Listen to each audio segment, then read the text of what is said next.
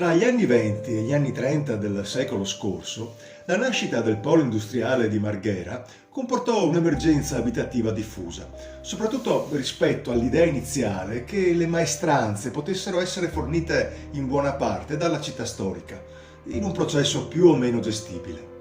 Si assistette invece a un disordinato e rapido afflusso di manodopera dalla campagna circostante, con la nascita di nuclei abitativi fortemente arretrati e privi di servizi, vere e proprie baraccopoli a cielo aperto.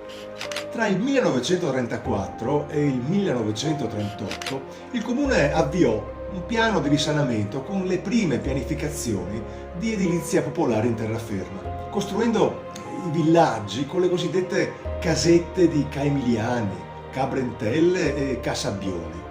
Intanto sulla gronda lagunare più a nord, presso Campalto, la situazione abitativa legava la propria evoluzione alle grandi opere di bonifica volute dal fascismo negli anni 25 e 26.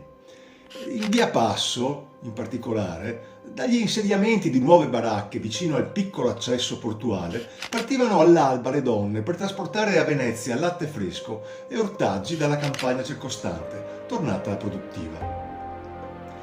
Giacomelli ci ha lasciato alcuni scatti eloquenti, a testimonianza delle condizioni abitative precarie di quei nuclei originari, alla vigilia dei primi interventi di risanamento con la costruzione di case, orti e servizi igienici.